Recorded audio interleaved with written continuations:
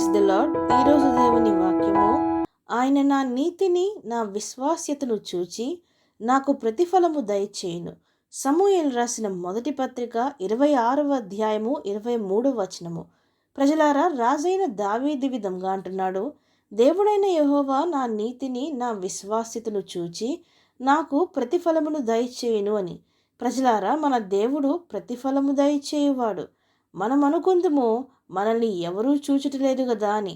అయితే మనము చేయు ప్రతి పనికి, అది మంచిదైనను సరే చెడ్డదైనను సరే, వారి వారి క్రియల చొప్పున దేవుడు ప్రతి ఒక్కరికి ప్రతిఫలం దయచేయును.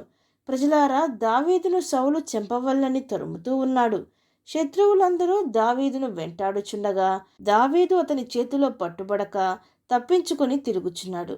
అయితే ఒకానొక సమయం వచ్చినది, సౌలు నిద్రపోవచ్చు ఉన్నాడు. తన ఈటెను దావీదు తీసుకునేను. సౌలును చంపుటకు అవకాశము వచ్చెను. అయితే దావీదు ఎవరు? నీతి న్యాయములు, దేవుని ఆజ్ఞలు పాటించువాడు. సౌలు దేవుని చేత అభిషేకింపబడిన వారికి ఏ హాని చేయక చంపనొల్లక ఉండెను. అప్పుడు దావీదు, దేవుడు నా నీతిని నా విశ్వాస్యతను చూచి నాకు ప్రతిఫలము దయచేయునుగాక అని చెప్పాను. నీ ప్రాణము నా దృష్టికి ఘనమైనందున దేవుడు నా ప్రాణమును ఆయన దృష్టికి ఘనముగా ఎంచి బాధలన్నిట్లో నుండి నన్ను రక్షించునుగాక అని చెప్పెను. ప్రజలారా, దావీదు ఇక్కడ తప్పు చేయుటకు అవకాశం ఉన్నది.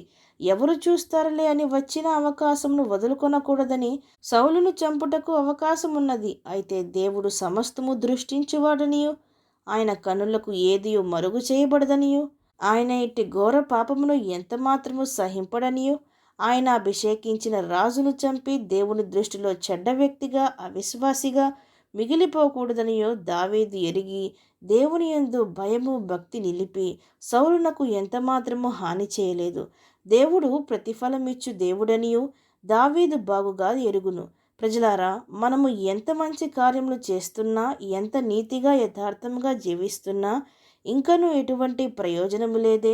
కష్టాలు నష్టాలు వస్తున్నాయే గాని, అవమానము నిందలు ఎదురవుచున్నాయే గాని, ఈ లోకము మన యొక్క నీతిని మన యొక్క యథార్థతను గుర్తించటలేదు అని బాధపడకుడి. ఎందుకనగా మనము ఈ లోకము వారము కాము. మనము ఈ లోకస్తుల కొరకో ఈ లోకపు మెప్పుల కొరకో నీతిగా యథార్థంగా జీవించటలేదు గాని, మనము దేవుని కొరకు జీవించుచున్నాము గనక మనకి మెప్పు ఆయన వల్లనే కలుగును. ఆయనే మన నీతిని బట్టి, మన భక్తిని బట్టి, విశ్వాసమును బట్టి, మనం చేయుచున్న మంచి కార్యములను బట్టి, మనము సహించుకుంటున్న శ్రమలను బట్టి, మనం కలిగి ఉన్న యథార్థతను బట్టి మనకి ప్రతిఫలమును దయచేయును. అది ఈ లోకములోనైనా పరలోకములోనైనా. అంతము వరకు నమ్మకముగా ఉండుము, నేను నీకు జీవకిరీటమును దయచేయుదును అని దేవుడు సెలవిచ్చెను. విశ్వసించిన వారు నాతో పాటు ప్రార్థనలో ఏకీభవించండి. ప్రార్థన. పరిశుద్ధుడా, ప్రేమగల తండ్రి, ఈరోజు మీరిచ్చిన ఈ వాక్యమును బట్టి మీకు స్తోత్రములు దేవా. మనుషుల మెప్పు కొరకో ఈ లోకంలో ఘనత కొరకో మేము నీతి న్యాయములు కలిగిన వారంగా కాక, మా దేవుని ఎదుట మేము నీతిగా యథార్థంగా విశ్వాసులుగా పరిశుద్ధులుగా ఉండాలి. ఆయనే మాకు ప్రతిఫలం ఇచ్చును. అవి మంచిదైనను చెడ్డదైనను సరే అని ఎరిగి తండ్రి, ప్రతి విషయంలో విశ్వాస్యతతో ఉండుటకు, మీకు ఇష్టలుగా జీవించుటకు, నీతి న్యాయములు గలవారమై పరిశుద్ధులుగా జీవించుటకు మా ప్రతి ఒక్కరికి సహాయము దయచేయమని ప్రార్థిస్తూ, సమస్త మహిమాగంతులు మీకే చెల్లిస్తూ ప్రభువైన యేసుక్రీస్తు నామం పేరట అడిగి వేడుకొంచున్నాం పరమ తండ్రి. ఆమేన్.